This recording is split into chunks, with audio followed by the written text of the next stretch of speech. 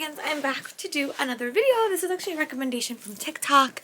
Someone asked if I could tell you guys my top favorite romance couples of all time in the book world. So yeah, I gathered them. I don't have one of my books. I actually just gave it to a student yesterday. So we're gonna talk about that one first because I'm gonna have to attach a photo and do something somewhat creative for TikTok. But one of my favorite contemporary romances of all time is Tweet Cute by Emma Lord. Here's a photo.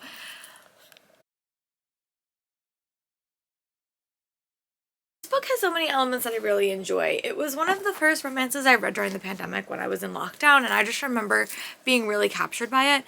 This is Emma Lord's first book, and it's a really complicated story, but once you read it, it's so well done. You basically follow these two characters, Pepper and Jack, and they work at competing businesses. It's set in New York City. Pepper's mom owns a big change burger place, and Jack's parents own a very small deli in New York City. And it's revealed that Jack and Pepper have the same grilled cheese recipe, and they get into a Twitter battle online. That is one plot that's very public. There's also another plot where they're falling for each other on an app that Jack created. And oh my god, this book is just so fun. I reread it every year. I actually haven't reread it this year. Maybe I'll make that my audiobook for the week. I don't know. But I love this book. I've read it 3 different times. Such a great read. I love books about twins, and Jack is a twin, and I think that dynamic between Jack and him was really good. There's always LGBTQ plus representation on side characters. I love these two characters so fun. It was just great. I loved it. Emma Lord just snarky so well, and teenage snark is awesome, and I just love her writing style. She's so funny. Her characters are great, and it always is a warm hug when you read it. All of her books are great, but this book definitely makes this list for a very specific reason. And yeah, I would definitely recommend, if you haven't read it, to check it out, because it does You Got Mail and, sort of Hate to More, but with a really good, a history in a really fun way. And there is a lot of internet banter. It's set in New York City. There's a lot of fun side characters, and I really liked it. I'm gonna also chat about Percy and Annabeth from the overall Rick Riordan verse. I love this couple so much because it is such a slow burn romance, and sort of in the first series you see them falling, becoming friends and falling for each other, but by the time you get to the Heroes of Olympus series and further, you really do see how complicated these characters are and their relationships, and how much they literally will go to the ends of the earth to save each other, or to hell to save each other. And I just loved it. I think they balance each other out so nicely. I'm so excited to see the next book. They have a book coming out or Rick Riordan has a book coming out following Percy, Annabeth, and Grover in September, which I'm really excited to see how they've grown up. But this is definitely my favorite series. I'm doing a reread with it, but it's going to be a little bit in a couple of years that we're going to do it. But I might just break my own rule and read it a little bit early, because I love these books so much, and I haven't read it in a while. But that couple is definitely one that tugs at my heartstrings. And for me, who loves Friends to More and loves slow burn romances, this book series did that. And I think because obviously it is middle grade and you have to do that, but also it just is a great story. And my favorite quote, or my favorite type of story, is when it takes them for so long to be together, and with so much heart, so much history, so much stuff. And yeah, this is definitely one of my favorites. Another one is not one that I've heard a lot of people talk about, but it has one of my favorite tropes. So this is this is What Happy Looks Like by Jennifer E. Smith, and this follows two characters, Graham and Ellie. And Graham is a movie star, and he accidentally sends Ellie an email hoping that someone can watch his pet pig. Ellie gets it and is very concerned, an animal lover. She's like, oh no, I hope someone watches your pet pig, and they wind up having a correspondence. Little does Ellie know, he is moving into her small town to film a movie, and he's a movie star. And it is great. It's also one of those romance, celebrity romances that I really liked, because you saw how complicated it was for Ellie to be in a relationship like that, how dangerous it could be for her because someone's looking for her and her mom. So there is a bit of elements of mystery, suspense, but you also do get their chats, for the first 20 pages, you get this. I really want to reread this. It's been like so long, and I think it is like an Audible original, so I might get it, but I just loved the characters in this. They do have like a short story that I never read, so maybe I'll make that a reading vlog, but I do really want to reread it, and I just really, really like this book. I still have it on my bookshelf after all this time, so you know if I have it for so long, because I normally get rid of books after I read them, that it's a favorite, and I would definitely recommend more people check this out. I haven't read everything by Jennifer E. Smith, but the stuff I have read, I have really enjoyed, so that is why they're on this list. The next couple are like my all-time favorites because they are the ones I talk about constantly. Lola and the Boy Next Door by Stephanie Perkins. She has moved away from writing contemporary. Now she's writing more mystery thriller. But Lola and the Boy Next Door in that series is always my favorite. I know people like Anna, but I love Lola. I think it's because of Cricket. I'll be honest, Cricket is my book boyfriend. Like, he is just delightful and I love it. So basically, if you don't know what this book's about, it basically follows these two characters. It's definitely a second chance, friends to more, a bit of enemies to more. Maybe that's where I get it. A lot of these books do have that dynamic, I'll be very, very honest. Some of them don't, but a lot of them do, and I should have realized about my trope about her earlier, but a lot of these are second chance, which is great. And they had a big incident in the past where they stopped talking. And Cricket's sister Calliope is a figure skater and Lola is a fashion designer. That comes into play towards the very, very end, and they wind up reconnecting, and it is great. There is a little bit of cheating in here, I will say that. There is, I will say that. So if that bothers you, maybe don't check this one out, but I really did like it. Cricket is just such a sweet character, and you don't even go in Cricket's head, which I normally don't like, but I feel like Cricket was so well-rounded, and he was just so sweet to Lola, and I just liked it. Lola also has two dads, and it was a great read. I thought Lola was so big and a bold personality, still dealing with a lot, obviously. You know, as a teenager you make not the best choices, but I really, really liked it and gave it 5 stars. Definitely one of my favorite books by Stephanie Perkins, and I really wish we would go back to writing contemporary, but we can't always get what we want, now can we? And the next book is not going to be a big shock, and that is Geekerella by Ashley Poston. This is a book that I've been long since, you know, yelling its praises because I love books about geeky things, and this book is definitely that. I got this signed to me. I read an arc of it way back at Comic-Con, but this is like a Cinderella retelling, and you follow Elle, and she is basically a Cinderella. Her stepmother is really, really horrible. Her dad was a big fan of this sci-fi series and wound up starting a convention. She winds up going to that convention and winds up inadvertently talking to the star of that TV show and hoping to get out of his press relation, and they wind up having a relationship. It is a trilogy. They're all companions. This book is my favorite, and also the Bookish and the Beast, which is the last book in the series. But again, it's just so well, and I think the elements of a Cinderella retelling in this book was just done so well. I loved it. There is a little wiener dog named Frank at the heart of this story, and oh my goodness, it is great. I love the con elements. Like, I go to Comic-Con and various cons over the course of my life, and I loved it. Actually, I haven't reread this one in a while. I kept hoping we would get another one, but we didn't.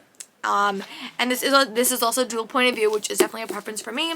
And it just took the Cinderella myth and turned it on its head. But it's also so geeky. And if you know fandom, I think you'll really, really like this book. Like, if you love anything, you will find your fandom in this book. And it's just great. Ashley Poston does such a good job. I'm really, really impressed. The next book would not be a list without Morgan Matson. I love so many of Morgan Matson books. It was really, really hard choosing it. But if I had to choose my favorite Morgan Matson book, it would be The Unexpected Everything by Morgan Matson. I love everything that she writes. I've read all her YA stuff. I still haven't read all of her adult and middle grade stuff, but I am working on it. But I love this book. So you follow a thing named Andy, and her dad works in politics, works in Washington, D.C. They live in a small town in Connecticut. All of her stories take place in the same town in Connecticut. So if you read every one of her books, you do see cameos from side characters. And her world sort of falls apart when her dad is embedded in scandal. And instead of getting this prestigious internship, she has to wind up being a dog walker, where she comes across Clark.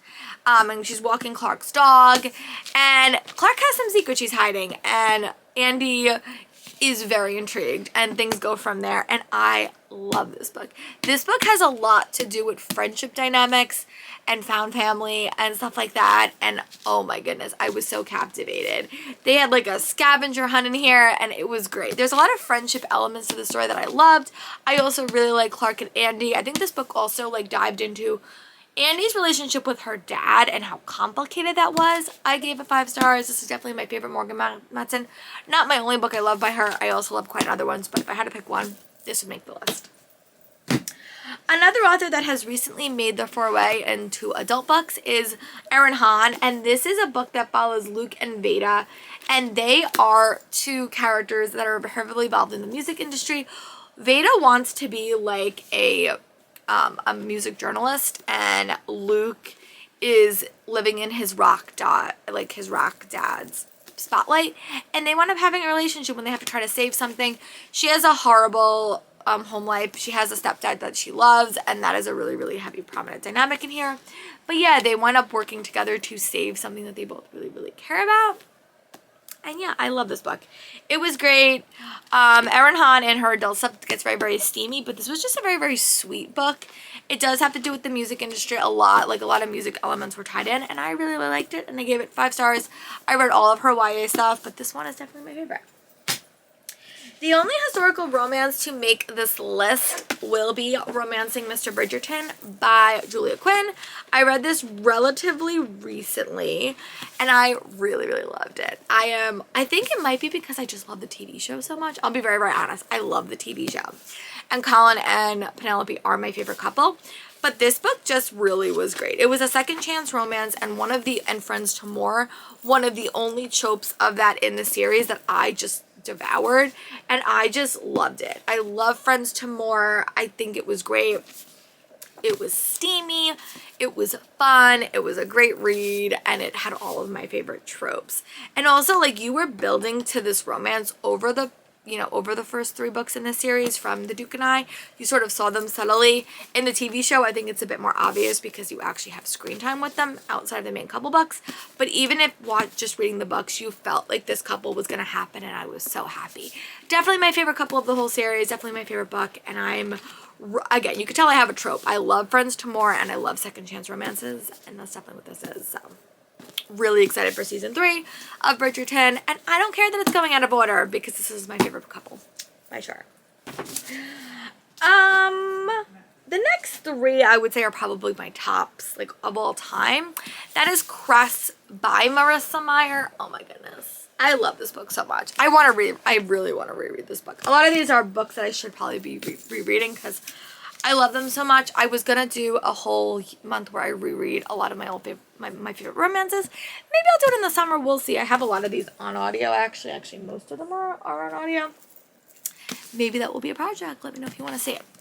I have a lot of time over the summer, so that might happen. Or maybe I'll just do a series, like, when I pick a book for work. I don't know. We'll see. But this is the 3rd book in the series. Yeah, this follows Cress, who's the Rapunzel character, and she falls for the pilot. And oh my goodness, they are so socially awkward in the story. It made me have secondhand embarrassment. But I love Rapunzel. She's such a shy character that's really technology focused, and heavens, it was good.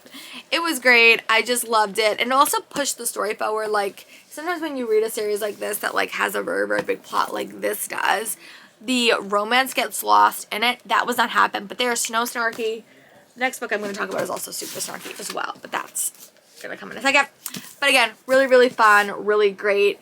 Definitely, like, I would say it's more Friends to More, but it's definitely more like Intrigue to More. Like, they meet pretty closely, then they fall for each other, but definitely not my typical tropes, but I just loved Cress as a character so much. And then the next book we're going to talk about is Gemina by Amy Kaufman and Jay Kristoff. I love this series so much. Like, I just think this book did a lot for the book publishing industry because it showed that you could do a lot with a story that you don't necessarily expect. I definitely recommend, if you're going to read this series for the first time, get a physical book and get an audiobook, because I know it's like a little bit crazy. But I say that because it's really imperative that you get both experiences, and these books are so stunning. These books are basically follow 6 characters as they recount an invasion on their planet. It's a sci-fi series, but it's told in like multimedia formats. And this book follows Hannah and Nick, and they are very much like enemy. I wouldn't say enemies. Well, they have a very, very complicated relationship, but they get stuck in this science hellhole. Like they're in basically a complicated situation, and they have to sort of work together. This is definitely my favorite book in the series by far. I really do want to reread it again. Tell me below if I should do a reading vlog where I reread my favorite audiobooks. And I love Amy Coffin so much. I just do. I'm listening to her podcast, Pug Days, where she says she writes teenage snark, and that's what she does. She writes teenage snark. All of these books are snarky, but this is definitely my snarkiest one. My only science fiction one, my only really unique book. And yeah, that is why they are on this list. And then the last book I'm going to talk about is Dare You To by Katie McGarry. This is her book that was in her first series she's ever wrote. It's the second book in the series. This follows Beth and Ryan, and it is hard. This book deals with a lot of harder topics. Beth is a foster kid that deals with a lot of abuse situations, and Ryan is a football player. They did know each other when they were younger, but they didn't really become friends until they met in high school. Beth's dealing with a lot. Beth moves in with her uncle, who's like a baseball player or a former baseball player, and she kind of crosses paths with Ryan. Again, this was the first book I read that had dual point of view ever, the series, and I loved it. There's also other books in the series. I think my second favorite is Chasing Impossible, which I really do want to reread because that's been a while. That was like a pre-order exclusive, and like I never had it on my Kindle, but I think I bought it at some point. And this author has also moved away from writing YA, but I love this book so much. Definitely harder topics. I will say that all of those books do deal with a lot of stuff in the foster care system, but I loved it. So yeah, let me know if what are your favorite romance couples of all time. Do you have any second chance and friends to more romance recs you would like to give me? I would love to hear them, and I'll talk to you guys soon for my next video. Bye, book dragons.